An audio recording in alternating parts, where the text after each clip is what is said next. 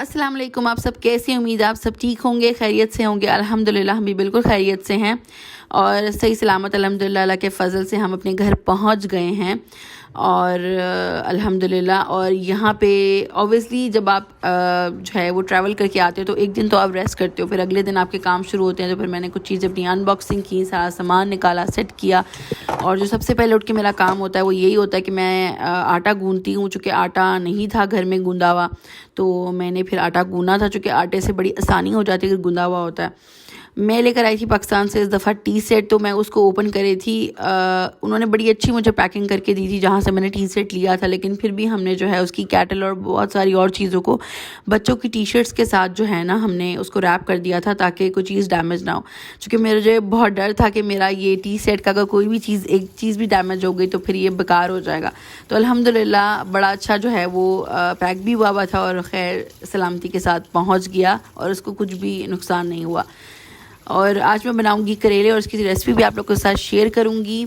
और मैं लेकर आई थी करेले, सीज़न में आजकल हैं, इंडिया पाकिस्तानी स्टोर पे आए हुए हैं करेले और बहुत सी 2-3 सब्ज़ियाँ जो मेन होती हैं वो आई हुई हैं।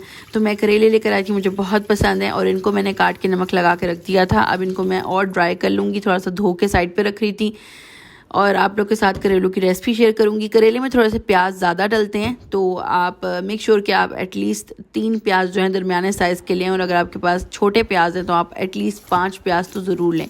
मेरे पास था आधा किलो जो था वो मेरे पास कीमा था, तकरीबन 600 ग्राम्स, मतलब आधा किलो से थोड़ा सा ज़्यादा ही था। 600 ग्राम्स मेरे पास कीमा था। 3 मैंने प्याज लिए थे।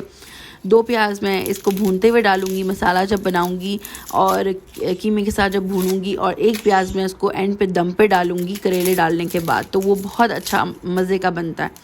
और आप लोग बताएं अगर आप लोग को मेरी वीडियोस अच्छी लगती हैं तो लाइक करें, शेयर करें, सब्सक्राइब करें मेरे चैनल को और कमेंट करके बताएं कि आप लोग को मेरा कंटेंट और व्लॉग कैसे लगते हैं।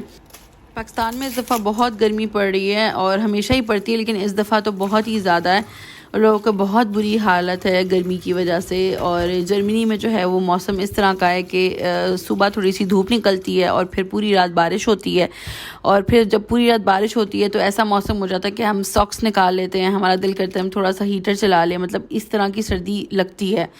यहाँ पे मौसम जो है ना वो बहुत क्या कहते हैं उसको, नाकाबिले जो है ना वो कबूल है। समटाइम्स बारिश ही बारिश रहती है, पूरा हफ्ता बारिश रहती है, फिर थोड़ा सा सन आता है। और अभी मैं देख रही थी उसमें कि 3-4 दिन तक जो है ना वो सन ही नहीं है यहाँ पे, और मौसम जो है वो बादल ही छाए रहेंगे, हल्की हल्की बारिश होती रहेगी। तो ये वाला भी मौसम जो है ना वो बहुत डिप्रेसिंग हो जाता है। स्पेशली मुझे तो ये चीज़ ज़्यादा जो है ना वो परेशान करती है कि जब यहाँ पे गर्मी नहीं पड़ती तो यहाँ पे जम्स नहीं ख़त्म होते। एटलीस्ट पाकिस्तान में नो डाउट बहुत गर्मी है, लोगों की बहुत हालत ख़राब है, लेकिन एटलीस्ट जम्स मर जाते हैं।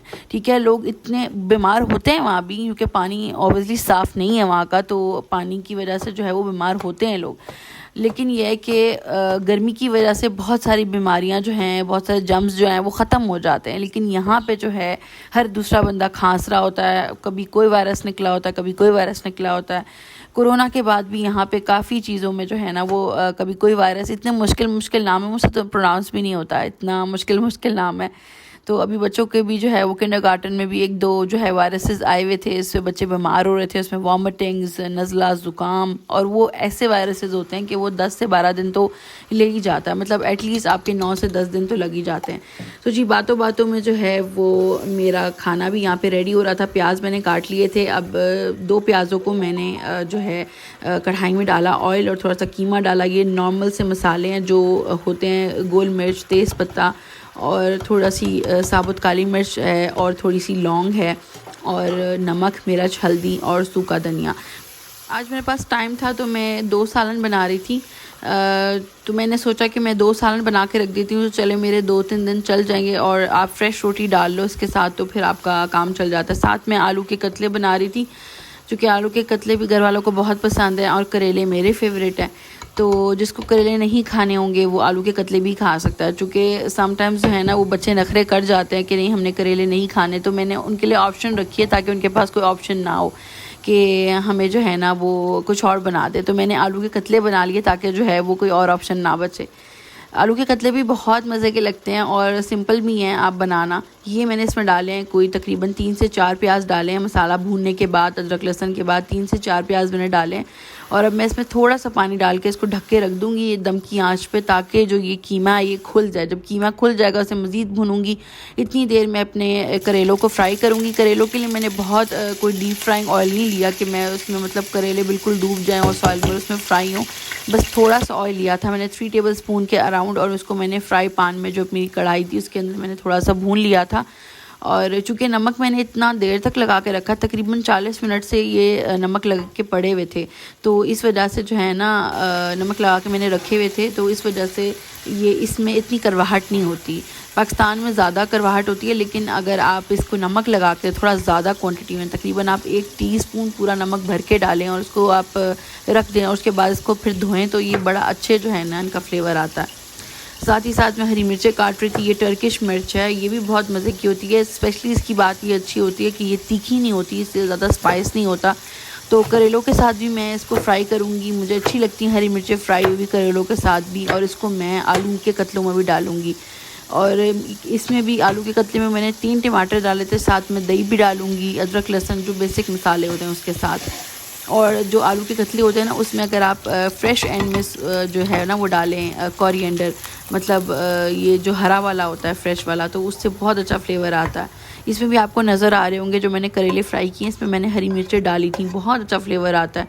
जब भी बनाएं तो इस तरह हरी मिर्चें भी साथ में 2 से 3 फ्राई करें, और उसकी जो है वो मिर्चों की जो है वो बीज भी निकल जाते हैं ऑयल के अंदर। ये मिर्च तो वैसे इतनी जो है वो तीखी है ही नहीं, लेकिन जो आप छोटी वाली मिर्च लेंगे पाकिस्तानी, उसके बीज भी निकल जाएंगे फ्राई करते हुए, और उसमें कोई मिर्च भी नहीं रहेगी और उसका फ्लेवर भी बहुत अच्छा रहेगा। और इस कढ़ाई में मैं जो है आलू दम दूँगी।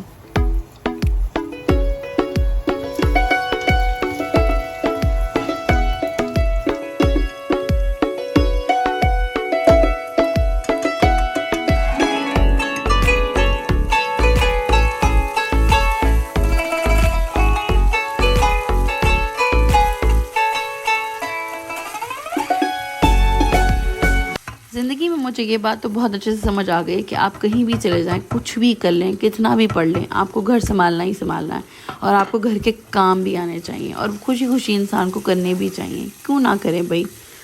My husband love good food, तो इसी वजह से फिर मैंने सारा खाना शादी के बाद सीखा। मुझे शादी से पहले कुछ भी नहीं आता था बनाना। मैं अपनी मम्मी को देखती थी, बस किचन में खड़े होकर मैंने देखा है, कुछ भी नहीं बनाती थी। लेकिन शादी के बाद मैं इतनी ज़्यादा कुकिंग करती हूँ कि मुझे खुद भी यकीन नहीं आता कि मैं ऐसे कैसे कर सकती हूँ। लेकिन वही ना, जब आपके सर पे पड़ती है तो आप सब कुछ कर लेते हैं। और मैं कहती हूँ कि इंसान को खुशी खुशी करना चाहिए। और यहाँ इतनी प्यारी खुशबू आ रही थी ना कीमे की, ट्रस्ट मी, बहुत अच्छी खुशबू आ रही थी, पूरा घर महक रहा था। जब आप करेले कीमा बनाते हैं ना तो उसमें कलौंजी भी डालनी चाहिए, और मेरी अम्मी ज़रूर डालती हैं, तो मैंने भी डाली थी। इसको थोड़ा सा आपको भिगोना होता है। मैंने इसको जो है ना वो छन्नी के अंदर थोड़ा सा डाल के कलौंजी को पानी में अंदर भिगो दिया था। वॉश करने के बाद वो अच्छी सी धुल गई थी, उसको मैंने फिर जो है सालन में डाला। खूब भुनाई करें, इसमें करेले डालें और इन्जॉय करें। बहुत मज़े के करेले बनते हैं।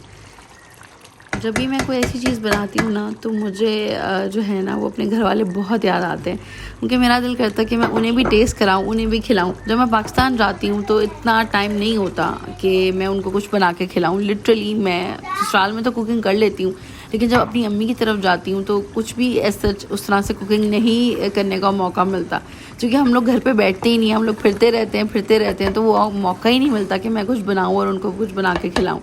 बहुत ही रेयर होता है कि मैं कुछ बनाऊँ, और लिटरली ख्वाहिश ही रह जाती है कि यार अपनी अम्मी अब्बू को कुछ बना के खिला देती, घर वालों को कुछ बना देती। फिर ये सोच के अपने आप को तसल्ली दे लेती कि इंशाल्लाह नेक्स्ट टाइम बनाऊँगी। और यहाँ मेरा सालन बिल्कुल रेडी है। टेक केयर, अल्लाह हाफ़िज़।